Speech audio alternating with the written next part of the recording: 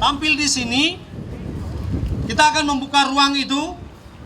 Dan bagi kawan-kawan, yang pertama lintas, kita gunakan space publik mulai trotoar dan sudut pojok Bustanus Salatin ini. Nah bagi teman-teman mural melakukan aksinya, ada dua pucuk lambung terpanjang dipanjat sikap kan dicukup lekudo ciana menyobui kaju menajuk raja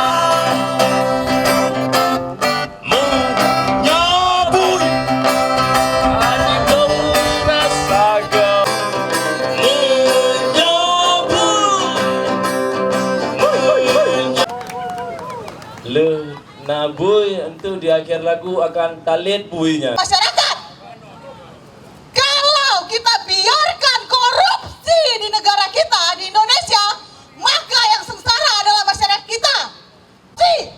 Di mana banyak kasus-kasus kekerasan, kasus kemiskinan di Indonesia itu terjadi akibat korban. Tolong stop pengesahan undang-undang KPK karena itu sangat merugikan bagi kami masyarakat.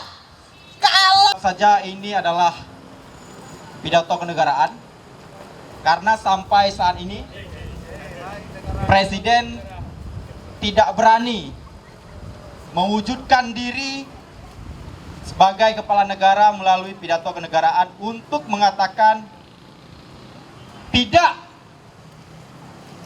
terhadap upaya perubahan undang-undang korupsi atau menolak calon pimpinan koruptor yang masih kita nilai bermasalah. Teman-teman semua, kita berhak tahu dan kita harus tahu bahwa sampai saat ini ada dua upaya yang sedang dikerjakan oleh pemerintah, baik itu eksekutif maupun legislatif, untuk melemahkan KPK.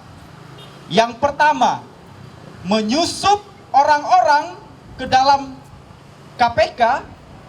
Dalam hal ini pimpinan KPK orang-orang yang tidak punya kredibilitas. Orang harus berani menunjukkan bahwa mereka adalah bersih.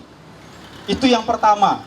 Yang kedua, melalui upaya perubahan undang-undang, put hati dari undang-undang itu sendiri. Artinya, kekuatan besar yang saat